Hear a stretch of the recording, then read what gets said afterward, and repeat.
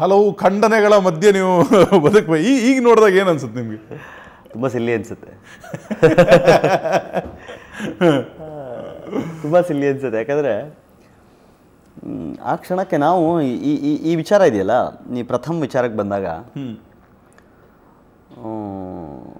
ಈ ಆಟವನ್ನು ಆಟ ಅಂತ ಕರೆಯೋದಾದರೆ ತುಂಬ ಅದ್ಭುತವಾಗಿ, ನೀವು ಒಂದು ಹೋರಾಟದಲ್ಲಿದ್ದವರು, ಕೆಲವು ವಿಚಾರಗಳನ್ನು ಖಂಡಿಸ್ಕೊಂಡೇ ಇದ್ದವರು, ಅಗ್ರೆಸಿವ್ ನೇಚರ್ ಇತ್ತು. ಆತ ಅಷ್ಟು ನಿಮ್ಮನ್ನ ಪ್ರವೋಕ್ ಮಾಡ್ತಿದ್ದ ಅನ್ಸ್ಲಿಲ್ವಾ ಎಲ್ಲೋ ಒಂದು ಬಿಡಬೇಕು ಅಂತ? ಮನೆಯಲ್ಲಿ ಅದಕ್ಕೆ ಅವಕಾಶವೂ ಇಲ್ಲ. ನಾನು ಅಲ್ಲಿಗೆ ಹೋಗಿದ್ದೆ ಕೋಪ ಕಮ್ಮಿ ಮಾಡ್ಕೋಬೇಕು ಅಂತಿದ್ದಾಗ ಆ ಥರದ ಆಲೋಚನೆಗಳು ಬರಲ್ಲ. ಅಂದರೆ ನೀನು ಕಲ್ತ್ಕೊಳ್ಳೋಕೆ ಹೋಗ್ತಿರೋದಲ್ಲ, ಬದುಕಲು. ನಾನು ಅದನ್ನೇ ಯಾವಾಗಲೂ ಹೇಳ್ತೀನಿ, ಕಲೀರಿ. ಬದುಕಲು ಎಷ್ಟು ತಡ್ಕೊಳ್ಳೋಕೆ ಸಾಧ್ಯ? ತುಂಬ ತಡ್ಕೊಂಡಿದ್ದೇನೆ.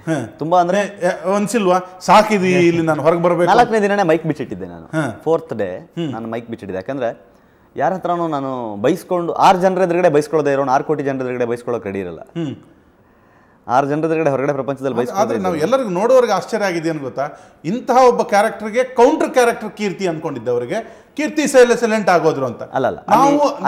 ನೀವು ಕ್ಲಾರಿಫಿಕೇಶನ್ ಕೊಟ್ರಿ ನಿಜವಾದ ಕೀರ್ತಿ ಅದು ಅಂತ. ಬಟ್ ಜನ ಎಕ್ಸ್ಪೆಕ್ಟ್ ಮಾಡಿದ್ದೇನು ಅಂದ್ರೆ ಕೀರ್ತಿ ಅಂದ್ರೆ ಹೊಡಿಬೇಕು, ಹೊಡಿತಾನೆ ಅಂತ. ಹೊಡೆದ್ರೆ ಏನಾಗ್ತಿತ್ತು? ಇವತ್ತು ನಾನು ಇಲ್ಲಿ ಕೂರ್ತಿದ್ನ ಅಂದ್ರೆ ನೀವು ನನಗೆ ಇಲ್ಲಿ ಕೂರ್ಸಿ ಮಾತಾಡ್ತಾ ಇದ್ರ ಅಂದ್ರೆ ನೀವು ಒಂದು ಗೇಮ್ ಪಕ್ಕಾ ಪ್ಲಾನ್ ಗೇಮ್ ಮಾಡಿದಿರಿ. ನಿಮ್ಮ ಆಟಕ್ಕೆ ಬರ್ತೀನಿ. ಹೊಡೆಯೋದೇ ಗೇಮ್ ಅನ್ನೋದಾದ್ರೆ ನಾನು ಹೊಡಿದೇ ಇರೋದನ್ನ ಗೇಮ್ ಪ್ಲಾನ್ಸ್ ಅಂತ ತಗೋಬಹುದು. ಹೊಡೆಯೋದೇ ಆಟ ಅಂತಾದ್ರೆ ಹೌದು ನಾನು ಆಟ ಆಡಿದ್ದೀನಿ. ಹಂಗ್ ಕೂಗಾಡೋದೇ ಹೊಡೆಯೋದು ಆಟ ಅಲ್ಲ, ಹೊಡಿದೆ ಇರೋದು ಆಟ ಅಂತ ಹೇಳ್ತಿರೋದು ನಾವು. ಅಂದ್ರೆ ತಡ್ಕೊಂಡ್ರಿ ತಾವು. ಹೊಡಿದೇ ಇರೋದು ಪ್ರಥಮ್ನ ಅಷ್ಟು ಖಂಡನೆಗಳನ್ನ ತಾವು ಸಹಿಸ್ಕೊಂಡು. ಹೊಡಿದೇ ಇರೋದು ನನ್ನ ತಾಳ್ಮೆ.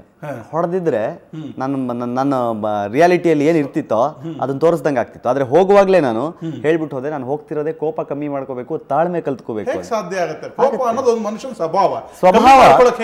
ಸ್ವಭಾವದ ಪರ್ಸೆಂಟೇಜ್ ಇರುತ್ತೆ. ನಾನು ಬಣ್ಣ ಕಪ್ಪೆ, ಆದ್ರೆ ನಾನು ಅದ್ರ ಮೇಲೆ ಕ್ರೀಮ್ ಹಚ್ಚೋದು ಅದ್ರ ಪ್ರಮಾಣ ಒಂಚೂರು ಇಳಿಸ್ಕೊಳಕ್ಕೆ. ಹಂಗೆ ಕೋಪ ಅನ್ನೋದಿರುತ್ತೆ. ಬಟ್ ಯಾವ ಟೈಮಲ್ಲಿ ಹೆಂಗ್ ರಿಯಾಕ್ಟ್ ಮಾಡಬೇಕು ಅನ್ನೋದಿರುತ್ತಲ್ಲ, ಅದಕ್ಕೆ ಕೆಲವೊಂದ್ಸಲ ಓವರ್ ರಿಯಾಕ್ಟ್ ಮಾಡಿರ್ತೀನಿ ಸಾಕಷ್ಟು ಸಲ. ಆದ್ರೆ ಕೆಲವೊಂದನ್ನ ಸಂದರ್ಭ ಮಾತ್ರ ನಿಮ್ಗೆ ಅದು ಕಲ್ಸುತ್ತೆ ಇದು ಓವರ್ ರಿಯಾಕ್ಷನ್ ಅಂತ. ಈಗ ನಾನು ಹೇಳೋದು ಅದೇ ಪ್ರಥಮ್ ಈ ರೀತಿ ಕೂಗ್ತಿದ್ದಾಗ ಕೀರ್ತಿ ಅಷ್ಟು ತಡ್ಕೊಂಡ, ಅದನ್ನ ಪಾಸಿಟಿವ್ ಸೈಡಲ್ಲೂ ನೋಡ್ಬೋದು. ಕೀರ್ತಿ ಹೊಡಿಲೇ ಇಲ್ಲ, ಅದನ್ನ ನೆಗೆಟಿವ್ ಸೈಡಲ್ಲೂ ನೋಡ್ಬೋದು. ಕೀರ್ತಿ ಮೆತ್ತಗಾಗ್ಬಿಟ್ರ ಪ್ರಥಮ್ ಮುಂದೆ?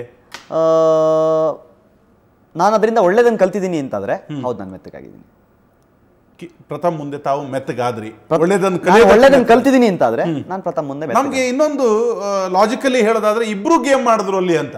ಒಂದು ಕಡೆ ಪ್ರಥಮ್ ಉದ್ದೇಶಪೂರ್ವಕವಾಗಿ ಕೂಗಾಡ್ತಿದ್ರು, ಇನ್ನೊಂದು ಕಡೆ ಕೀರ್ತಿ ಕೂಡ ಉದ್ದೇಶಪೂರ್ವಕವಾಗಿ ಸೈಲೆಂಟ್ ಆಗಿದ್ರು ಅಂತ. ಯಾವ್ದು ನಿಜ? ಕೀರ್ತಿ ಕೂಗಾಡಿದ್ರೆ ಸುಮ್ನೆ ಕೂಗಾಡ್ತಾನೆ ಅಂತ ಆಗುತ್ತೆ. ಕೂಗಾಡದೇ ಇದ್ರೆ ಸುಮ್ನೆ ಇದ್ದಾನೆ ಅಂತ ಆಗುತ್ತೆ. ಎರಡು ಇದೆ ಇಲ್ಲಿ. ಸುಮ್ನೆ ಕೂಗಾಡೋದ್ರಿಂದ ಏನಾಗುತ್ತೆ, ಸುಮ್ನೆ ಇರೋದ್ರಿಂದ ಏನಾಗುತ್ತೆ ಅನ್ನೋದನ್ನ ಫಸ್ಟ್ ತಾಳೆ ನೋಡಿದ್ರೆ ಯಾರಿಗಾದ್ರೂ, ನಿಮಗಾದ್ರೂ ನನಗಾದ್ರೂ ಹಿಂಗ್ ನೋಡಿದಾಗ ಇದ್ರ ತೂಕ ಸ್ವಲ್ಪ ಜಾಸ್ತಿ ಇರುತ್ತೆ. ಆ ತೂಕ ಕೌಂಟ್ ಆಗಿಲ್ವಲ್ಲ ಕೀರ್ತಿ? ಈಗ ಒಂದೊಮ್ಮೆ ಕೀರ್ತಿ ಕೂಡ ಪ್ರಥಮ್ ತರನೇ ಆಡಿದ್ರೆ ಪ್ರಥಮ್ಗೊಂದು ಟಫ್ ಫೈಟ್ ಇತ್ತು, ಕೀರ್ತಿನೂ ಆಗ್ತಿದ್ರೇನು ಅಂತ.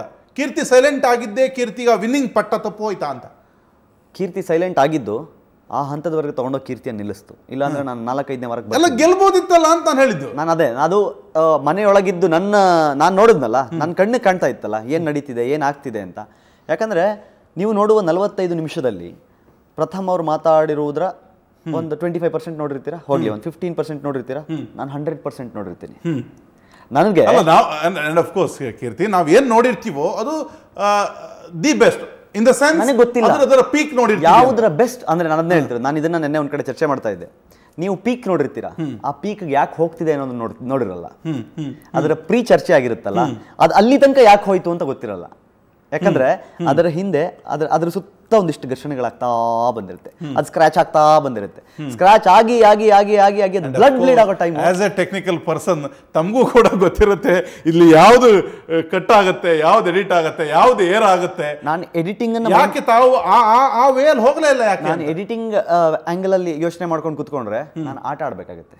ನಾನು ಆಟ ಆಡಕ್ ಹೋಗಿರ್ಲಿಲ್ಲ ಅಲ್ಲಿ. ನೀವು ಆ ಸ್ಪರ್ಧೆಯ ಭಾಗವಾಗಿದ್ರಿಂದ ತಾವು ಅದನ್ನ ಮಾಡಬಹುದಿತ್ತೇನೋ ಅಂತ ಒಂದು ಅನ್ಸೋದು. ನಾವು ಯಾಕೆ ಕೇಳ್ತಿದ್ದೀವಿ ಅಂದ್ರೆ, ಅಂಡ್ ಆಫ್ ಕೋರ್ಸ್ ಪ್ರಥಮ್ ಹೇಗೆ ಒಂದು ಗೇಮ್ ಪ್ಲಾನ್ ಆಗಿ ಬಿಗ್ ಬಾಸ್ನ ತಗೊಂಡ್ರು, ಕೀರ್ತಿನೂ ತಗೊಂಡಿದ್ರೆ ಇವತ್ತು ಕೀರ್ತಿ ವಿನ್ ಆಗ್ತಿದ್ರಾ ಅನ್ನುವಂಥದ್ದಷ್ಟೇ ನನ್ನ ಪ್ರಶ್ನೆ ಆಗಿತ್ತು. ನಾನು ಗೇಮ್ ಪ್ಲಾನ್ ಮಾಡಿಲ್ಲ, ಅದಕ್ಕೆ ಎಸ್ ಕೀರ್ತಿ ಇಲ್ಲಿ ಗೇಮ್ ಪ್ಲಾನ್ ಮಾಡಲಿಲ್ಲ. ನೀವೆಲ್ಲರೂ ಕೇಳುವಂಥ ಪ್ರಶ್ನೆ ಕೀರ್ತಿ ಆಗಿರಲಿಲ್ಲ ಅನ್ನುವಂಥದ್ದೊಂದು ಪ್ರಶ್ನೆ ಇತ್ತು. ಆದರೆ ಕೀರ್ತಿ ಪ್ರಕಾರ ಕೀರ್ತಿ ನಿಜವಾಗಿಯೂ ಕೀರ್ತಿಯಾಗಿದ್ದು ಬಿಗ್ ಬಾಸ್ ಮನೆಯಲ್ಲಿ ಅಂತ.